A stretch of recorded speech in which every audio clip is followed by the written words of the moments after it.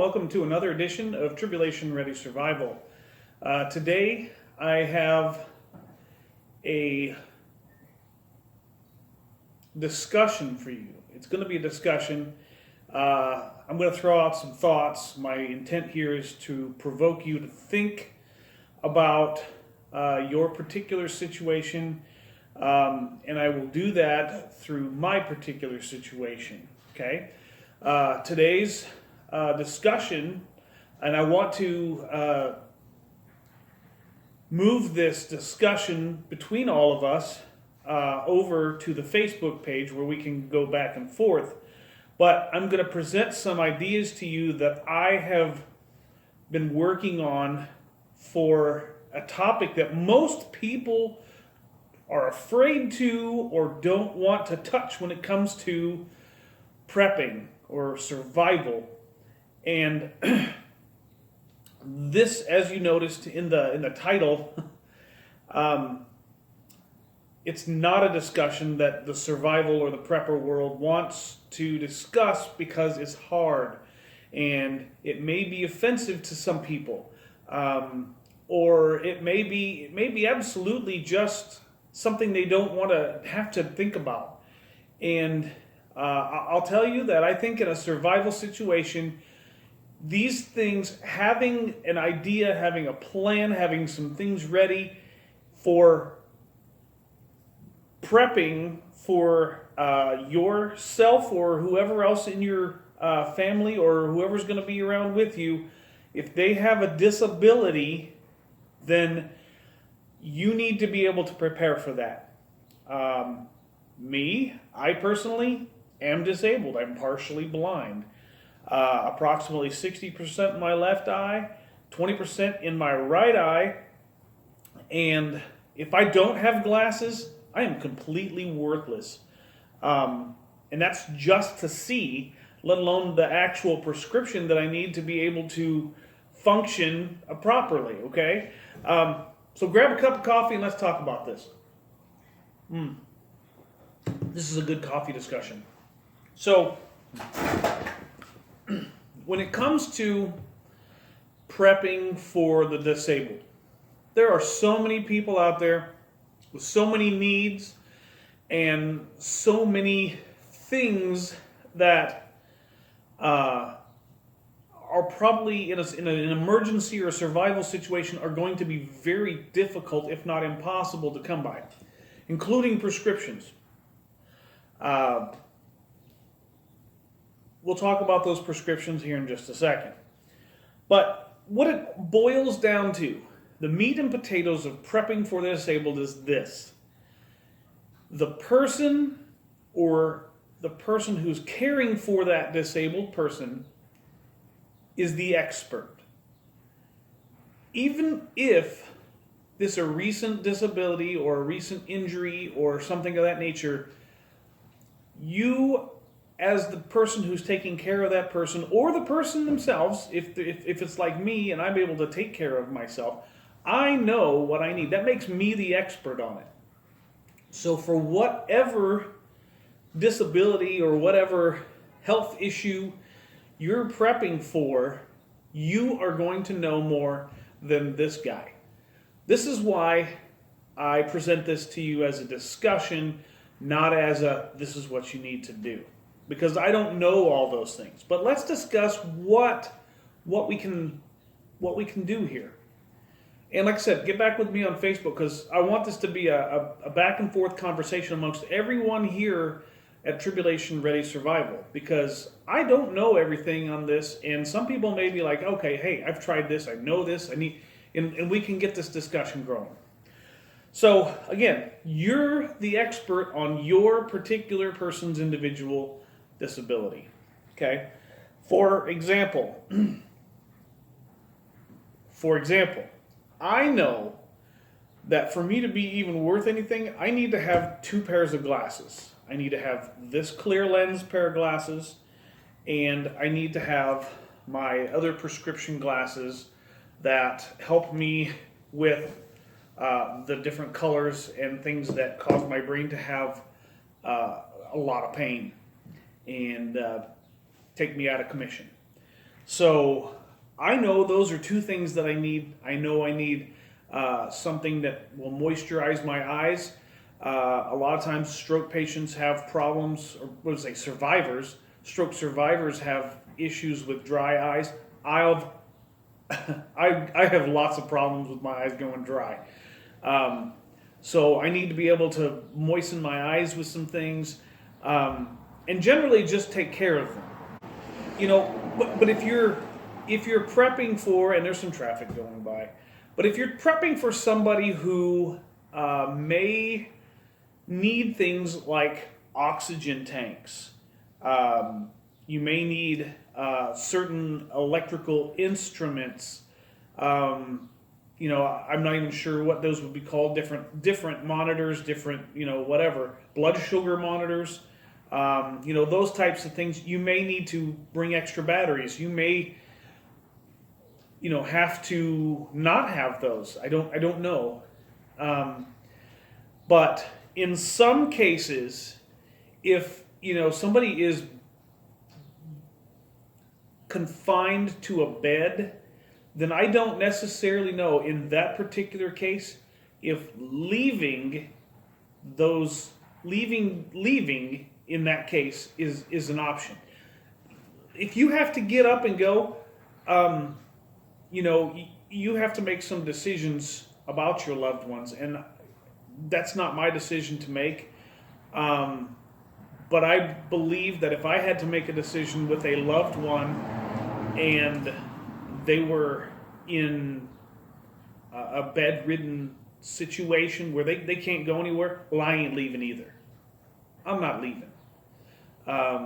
We have to rely on the protection of God in these situations, and His will is going to be done. I say that knowing that I love my family, I love my, I love my friends, and I love my family, and I don't think if they're bedridden that I'm going to be able to leave them, because that's not my nature. So I would make sure if I'm going to stay. If I have to stay in the house or whatever, I'm going to make sure that I have those extra oxygen tanks if I can. I'm going to make sure I have extra batteries, extra, those things that this person's going to need for their care. But let's talk about prescriptions for a second. Not big on pharmakia. Let's call it that, what it is, pharmakia. And that's up to you as an individual belief, but I believe that medicine in general is not intended to keep us or get us healthy again. That's just a thought. We're not going to go into that today. But I can tell you that my wife and I have already put out videos about foraging, and there are so many medicinal plants out there that if you look in your area, you probably can find something that does exactly what your medicine does without all the other garbage that goes along with it. That would be my guess. But that's something that you have to do and you have to learn. My wife and I have got a lot of things that we've put videos out about. That we've got through foraging and that we're planting in our yard that are medicinal plants just for that reason, and they're pretty. So that might be something that you look at as far as medicines. Now let's talk about nutrition. In a survival situation, hopefully you've made the steps for preparing as far as storing food, storing up other things that may be necessary for your comfort and or general well-being. And so hopefully that you've stocked up those things so that you don't have to, well, you're not going to be able to run out anyways. in a survival or emergency situation. But special nutrition, some people need lots of protein. Some people need, certain things that they can or can't eat. Some people have allergies. So hopefully you've prepared for that, especially if you have a go bag, that you've got enough food in there. I would suggest 3 days, 3 full days, lots of calories, but special nutrition if that's the case. I know that, we've had a family member who was only able to, at the end of their life, was only able to eat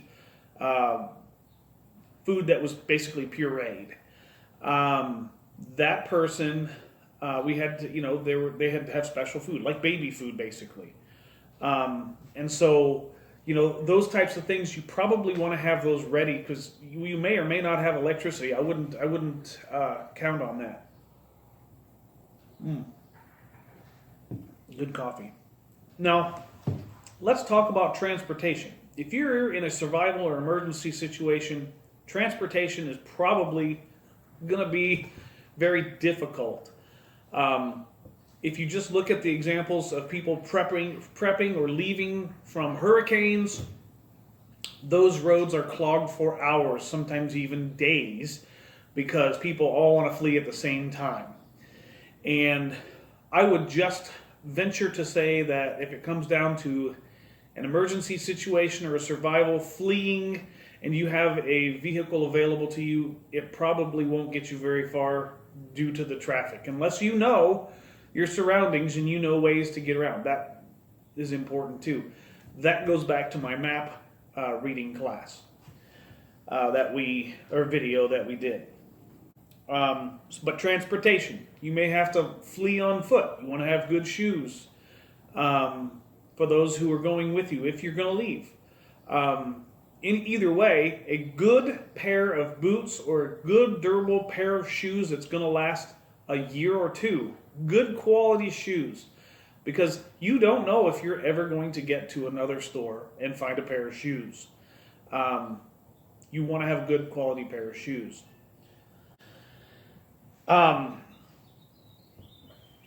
If you're going to flee, I would suggest that, especially with someone who has a disability,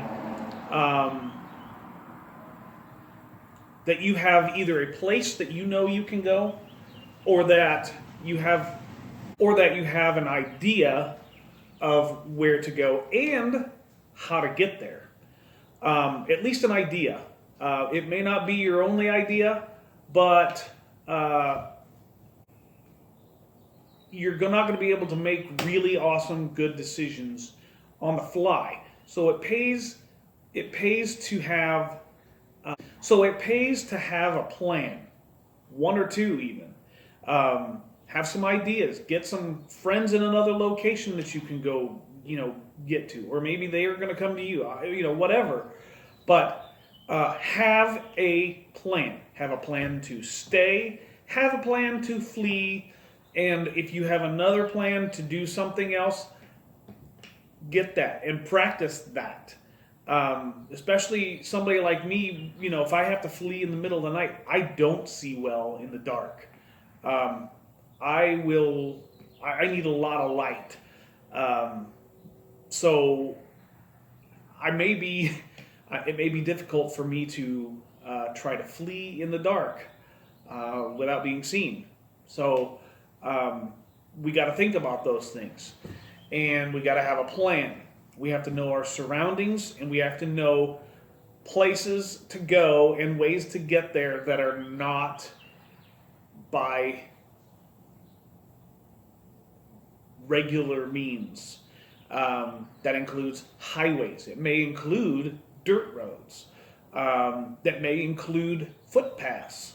It may include drainage canals. It may include railroad tracks. It may include, there's all kinds of secondary and third and fourth ways of getting around. But you've got to know those things. Personally, if you've got somebody who's not able to walk very well, you're probably not going to want to tromp around through the woods. Maybe finding a foot trail or walking along the railroad tracks would be easier, or along a dirt road. Those types of things. Being visually impaired, it's hard, but we can get it done. And, if we have to flee, we have a diabetic in the family. So we need to make sure that that person has the nutrition that they need to keep their blood sugar where it needs to be, so that person's functional also. And so it's important to have all of these things available if you can, if you have to stay or go.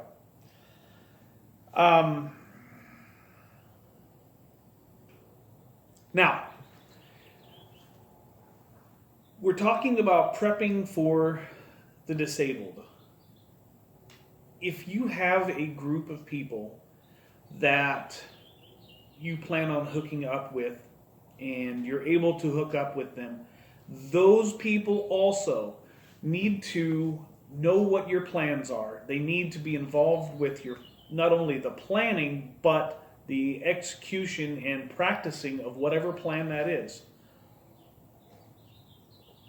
And so it's not just a what am I going to do or what are you going to do. It's what are we going to do when it comes to the people that are going to surround you. Totally, like I said, you're the expert on prepping for whatever these people's needs are. I know what my needs are. I know what my other family members' needs are. And we're going to have to prepare for those if we haven't already. And we will have to make sure that it works. Again, it just boils down to this. One, you're the expert on whatever that disability is. You're probably not going to have everything you need. So you have to be creative there. And two, you got to have a plan. Even having a plan that you have to adapt is better than not having a plan at all. Oh, so if you have a group of people that you are planning to either stay or go with, because in some cases, the more the merrier, those people also may have disabilities. They may have special needs. And so you need to, or at least I would get with them and find out what those needs are and see if you could provide for those things too, or prepare for those as well as them. So if they're not available and it's just you and this person that has special needs, that you're able to at least provide them the best care possible. Again, this boils down to we all have faith. We all have faith in Yeshua, and we know that God is going to provide. But He also allows us to think and pray and prepare for those times coming ahead. And He will provide. He provides now. He will provide then. I have no doubt. Maybe in some cases we may be able to eat manna, which I'm curious about what that tastes like. But so this is my discussion on preparing for the disabled. This has taken me quite a while to just pull up these ideas, and I did zero research on the internet. There just isn't much out there. And again, I don't need somebody telling me what my specific needs are. I'm the expert on my needs. So, with that being said, guys, I hope you've pulled up some thoughts on this video. I hope you've enjoyed the content of the video. We'll continue making some more, and I hope that this helps you to get into the thought pattern of what do I need? What could I do? And again, this is not a one-size-fits-all situation. And I thank you for spending some time with me today.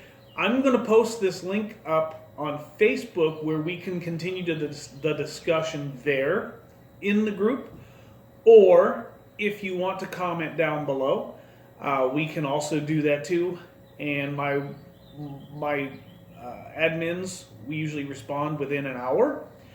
And so we would like to continue to get social and continue this discussion over on Facebook. If by chance this gets banned from YouTube, which I don't think it will, but it's possible, I'm also going to back it up on our Rumble site. So if you haven't joined Facebook, our Tribulation Ready Survival Facebook, I'd encourage you to head over there, answer the few questions. It is a closed group, but if you answer the questions appropriately, we let you in. With that being said, guys, thank you. I hope you stay safe. Yeshua be with you, and have a great day.